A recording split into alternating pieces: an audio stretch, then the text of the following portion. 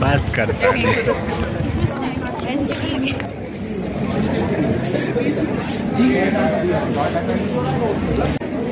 कि अपने कॉलेज वालों ने अलाउ कर दिया लगाने के लिए।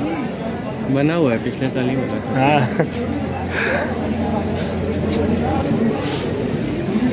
ये तो भैया आप लोग खरीद के लाए हो। बना भाई चेतन ये क्या पंखा किस लिए? ये पंखा भाई ये फैन है, ये 2 वोल्ट का फैन है।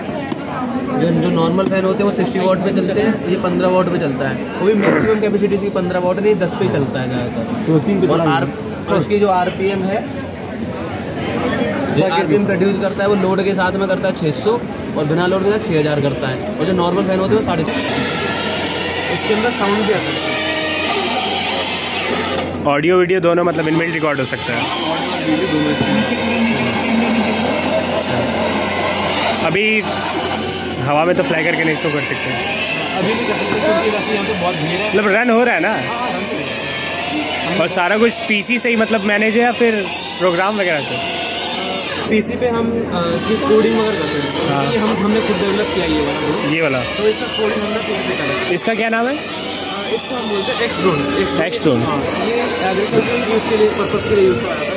इसमें पंप लगा हुआ है और पंप के थ्रू पेस्टिसाइड वगैरह स्प्रे कर सकते हैं अपने फार्मलैंड में। अच्छा। और ये हम सर्विलेंस के लिए यूज़ करते हैं। ये तो देख के समझ रहा है कि सर्विलेंस के लिए। ये भी यहाँ पे फूड आइटम्स को प्रिजर्व करने के लिए, जैसे प्रिजर्वेशन के लिए आप बेसिकली किसी चीज़ को ड्राई करते हैं, फूड आइटम्स को, या उसकी सॉल्टिंग कर देते हैं, नमक में रख देते हैं या किसी फ्लूइड में रख देते हैं, डुबा के रख देते हैं। तो आप किसी चीज़ को ड्राई करके प्रिजर्व करना चाहते हैं तो इसका यूज़ कर सकते हैं। इसके लिए आपको सिर्फ सन रेडिएशन का ही यूज़ करना पड़ेगा। आप फूड आइटम्स के लिए ये छलनीनुमा जो बना हुआ है इस पर रखिए। सन रेडिएशन जो आएगी यहाँ अंदर स्ट्राइक होगी, तो जो ब्लैक लेयर यहाँ पर लगी हुई है आप देख सकते हैं, तो उसे एब्जॉर्ब कर लेगी सनलाइट की रेडिएशन को। इंटेंसिटी वहाँ तेज हो जाएगी तो अंदर का टेम्परेचर वो इंक्रीज होगा। इंक्रीज होने के बाद जो अंदर जो एयर है पहले से इन्वॉल्व है उसका भी टेम्परेचर इंक्रीज होगा। इंक्रीज होने के बाद वो नीचे से ऊपर की तरफ उठेगी। जो आपने सब्सटेंस रखा हुआ है, जो गीला सा है, ह्यूमिडिटी है जिसके अंदर, उसमें स्ट्राइक होगा और उसके अंदर जो ह्यूमिडिटी होगा उसे एब्जॉर्ब करेगा। एब्जॉर्ब करने के बाद ऊपर उठेगी या तो यहाँ से आउट हो जाएगी, तो दोबारा से नेक्स्ट ईयर इन हो जाएगी। इस टोटल कॉस्ट इसका समथिंग अराउंड 600 रुपये आया है। और अगर हम लोग इसको MRP के हिसाब से अगर पूरा सेल करने का सोचे बिजनेस के तौर पे, तो बिजनेस के तौर पर मैंने अभी इसके बारे में नहीं सोचा। बंदे पर डिपेंड करता है आप कितने में बेचना चाहते हैं। जैसे मैंने इसे 600 रुपये लगाया मेरा ओवरऑल कॉस्ट, तो मैं इसे सोचूंगा 800 रुपये का बेच दूँ, 1000 रुपये का बेच दूँ। अगर किसी को नीड पर डिपेंड करता है, वैसे मैं इसका 800 रुपये रखना चाहूँगा। अच्छा, अपने हिसाब से। फर्स्ट स्पाई का पहले फर्स्ट स्पाई का ओके। देन वर्क क्या है इसका? हम डोमेन होस्टिंग प्रोवाइड करते हैं, सर्विस प्रोवाइड करते हैं और वेब सिक्योरिटी टूल्स प्रोवाइड करते हैं हम लोग ऑनलाइन। ओके। वेबसाइट है, यहाँ पे कोई भी आके अपना डिजायर डोमेन सर्च कर सकता है यहाँ पे। अच्छा, ये जस्ट लाइक होस्टिंगर हो गया और ब्लू होस्ट हो गया उसके लिए। हाँ, लेकिन पूरे इंडिया में होस्टिंगर GoDaddy सबसे सस्ता, सबसे कस्टमाइजेबल सर्वर हमारा होता है, सबसे फास्ट होता है ये, सबसे फास्ट है। स्पीड वगैरह अगर सिक्योरिटी की बात करें तो, क्योंकि सबसे इशू तो सबसे ज़्यादा सिक्योरिटी का ही रहता है। आता है सबसे बड़ा इशू हमारे पास जो हमारे कॉन्टैक्ट्स है वो हमारे डायरेक्टली सर्वर हाउसेज से है, जहाँ पर हाई लेवल की सिक्योरिटी रखी जाती है सर्वर हाउसेज के द्वारा।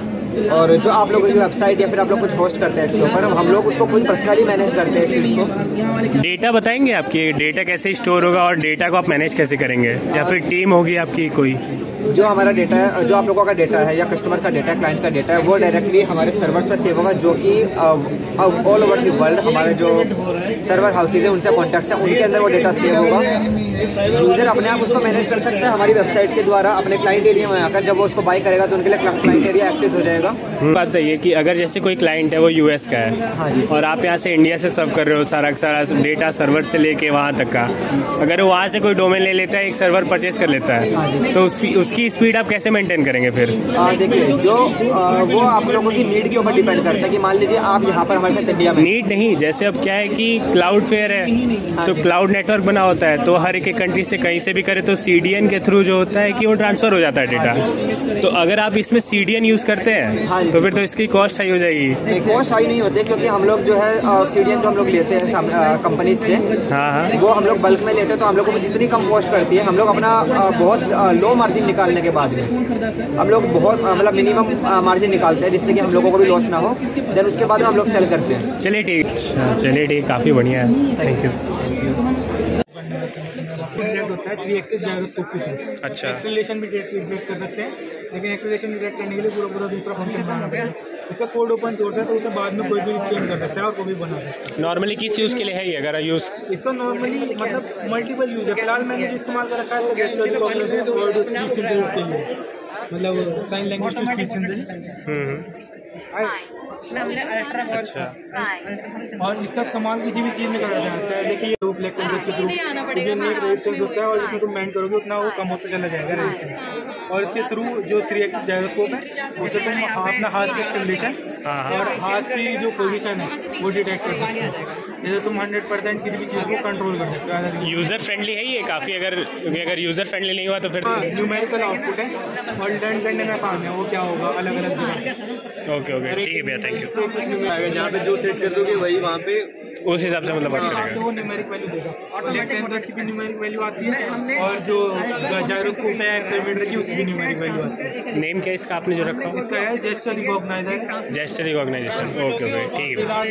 इसका मतलब हैंड ट्रैकिंग है, मेन गोल जो है जेस्चर ट्रैकिंग में फीडबैक सिमुलेशन सिमुलेशन से ये प्रोटोटाइप है। हाँ, फीडबैक सिमुलेशन स्टेज वो है, उसके अंदर VR के अंदर हम चीज़ों को कर सकते हैं, इंटरेक्ट कर सकते हैं उनसे, लेकिन हम उन्हें फील नहीं कर सकते। हाँ, अब अगर मैं इनको फ्लेक्स सेंसर को सर्वो से रिप्लेस करूँगा तो मैं एक फंक्शन डिफाइन कर सकता हूँ हार्डनेस और सॉफ्टनेस के लिए। हाँ, तो वो कस्टमाइजेबल टॉर्क लगाएगा। जैसे कि मैंने अगर किसी VR एप्लीकेशन में एक इस तरह की लीड है, उसे बंद किया, नॉर्मली मुझे कुछ रजिस्ट्री फील नहीं होगी। हाँ, लेकिन अगर मैंने उसके साथ सर्वोस के साथ जिसमें फीडबैक सिमुलेशन का कोड है, इस तरह मैं मतलब फीडबैक सिमुलेशन अप्लाई करना चाहता हूँ।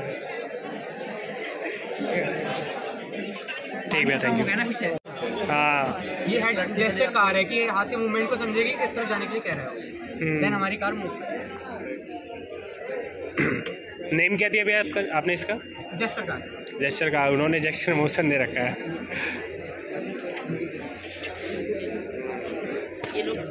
किस चीज़ में आप यूज़ कर सकते हैं इसका?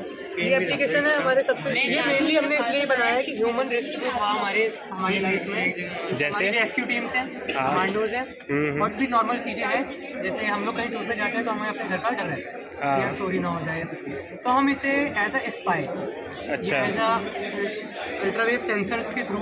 स्पाई के लिए कैसे यूज़ हो पाएगा ये? स्पाई के लिए ऐसे यूज़ हो पाएगा भाई कि अगर मैं इसमें कैमरा फिट कर दूँ तो और बढ़ा सकता हूँ। बैटरी बैकअप कितना है इसका? बैटरी बैकअप अभी इसका है मैक्सिमम 2 से 3 घंटा। 2 से 3 घंटा मैक्सिमम ही चल सकती है, 2 से 3 घंटा लगातार। रेंज अभी जो अभी मैंने डिवाइस ट्रांसमीटर यूज़ करा है वो मैंने NRF यूज़ करा। अच्छा, NRF के साथ मेरा जो रेंज है 100 मीटर से प्लस की है। NRF क्या, एक बार एक्सप्लेन करेंगे? NRF हमारा एक ट्रांसमीटर है, एक कंट्रोलर होगा, एक रिसीवर, एक ट्रांसमीटर होगा, एक रिसीवर होगा। ट्रांसमीटर मेरे पास, रिसीवर उसके पास है, लेकिन इनके बीच में जो वायरलेस कनेक्शन हमें कम्युनिकेशन के लिए एक तरीके से कह सकते हैं प्रोवाइड कर रहा है वो हमारा NRF। लेकिन और अब जो मेरे हाथ का मूवमेंट समझ रहा है कि एक्स एक्सिस में हो रहा है, वाई एक्सिस में हो रहा है, ठीक है, कितना किस लेवल पे मुझे जाना है, वो हमारा एक्सेलरोमीटर कर रहा है। अब इन दोनों कमांड को समझ के कंट्रोल कौन कर रहा है? वो आर्डिनो उनो। सेम ऐसे ही हमारी कार में है, जिसमें रिसीवर कहते हैं, controller NRF then motor driver. सबसे पहले यहाँ से मैंने कंट्रोलर को दिया, कंट्रोलर ने एक्सेलरोमीटर में बोला आगे की तरफ फॉरवर्ड। इसका एक लेवल है, एक्स एक्सिस में आगे की तरफ फॉरवर्ड, रीडिंग डाउन गई। उस रीडिंग ने हमारे कंट्रोलर को बताया, आर्डिनो उनो को बताया कि इस रीडिंग्स पे तुम्हें जाना है। उसने NRF को भेजा कि अपने मैसेज मुझे बैकवर्ड लाना है, तो दूसरी डायरेक्शन में एंटी क्लॉकवाइज को मोटर को एक करेगा। ओके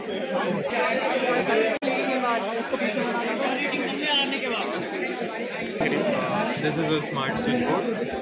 इसके अंदर हमने नॉड MCU बोर्ड फिट किया है। इसके अंदर हमने नॉड MCU नाम करके एक बोर्ड है, उसमें वाईफाई इनेबल चिप है जो आपके फोन। ओके एक्सप्लेन, नेम बताओ अपना। मेरा नाम अभिराज कुमार गौरव है, B pharm first second year. और आप लोगों का ये जो प्रोडक्ट है जो आपने एक्सोम लगा रखा है उसका नाम? ये निर्वाणम एंटी इन्फ्लामेटरी क्रीम है जो कि इन्फ्लामेशन के अगेंस्ट में लगाई जाती है, फिटनेस वगैरह, स्वेलिंग वगैरह, उसके लिए। ये लेक्सो टैबलेट्स है, ये हमारी कॉन्स्टिपेशन के लिए है। पेट में जैसे आपके कोई प्रॉब्लम होता है कॉन्स्टिपेशन रिलेटेड, आपका जो भी प्रोडक्ट है वो निकल नहीं पा रहा है आपके पेट से, तो उसके लिए इजी रिलीफ करवा देंगे। ओके ये हर्बो हैंड वॉश है, ये नीम और एलोवेरा के एक्सट्रैक्ट से बना हुआ है और इसका एक्शन है एंटी माइक्रोबियल, जो हाथ के पैथोजेंस, बैक्टीरिया, डस्ट पार्टिकल जो आता है उसको रिमूव करने के लिए हेल्प करता है। और ये पोटेंट है, इसका मतलब लेस क्वांटिटी में ज़्यादा इफेक्टिव होगा। ये हमारा आई क्रीम है जो कि जो भी आंखों के नीचे डार्क सर्कल्स आते हैं उसको कंप्लीटली रिमूव करने में मदद करता है, और पफिनेस होता है उसे रिमूव करने में मदद करता है। रातों को हम अंडर आई लगा के सो जाएंगे तो ये अपने वर्किंग है। ये हमारा ऑर्गेनिक स्क्रब है, ये हमारे स्किन को हाइड्रेट करता है, ग्लोइनेस। हम लोग में एक टीचर ही नहीं है, बता। हाँ बात ही खत्म हो गई फिर तो कंपटीशन से ही बात। अभी देख के गए hydraulic backhoe loader, digital India का लोगो, मेक इन इंडिया का लोगो, कॉम्प्लेक्स ऑफ द वो कर रहे हैं ना। पावर हाउस, अभी कहाँ पे हैं आप?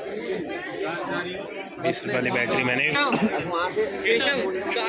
वाटर एब्जॉर्बिंग रोड, ये तो मुझे पता है, चलो आगे चलते हैं। Water absorb Savitri by Phule inter college. ये मुझे गोलघर जैसा क्यों लग रहा है? अरे वो है क्या, नहीं हिस्ट्री में चेक कर यार मैं, यार फिर भी तुम बोल रहे हो। वो पेंटिंग बहुत अच्छा है, ये वो भी अच्छा लग रही है, नीचे बहुत अच्छा पेंटिंग। सच में यार काफ़ी ज़्यादा है, टाइम देके बनाया, अगर खुद से बनाया टाइम थोड़ी होता है इतना सारा करने के पास। स्कूल के बच्चे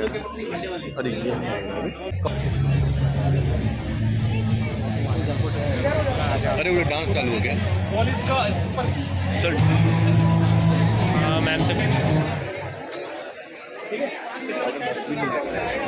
एक चल रहा है, एक है दोस्त।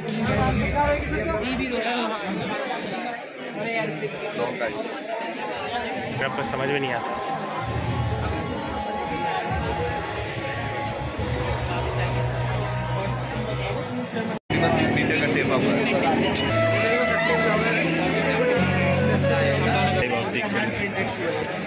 हैंड प्रिंटेड है, canvas, and we are promoting our Indian culture.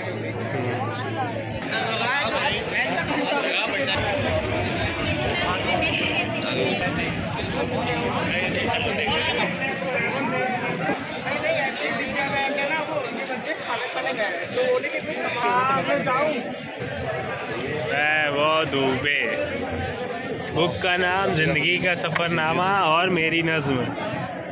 Feedback देता।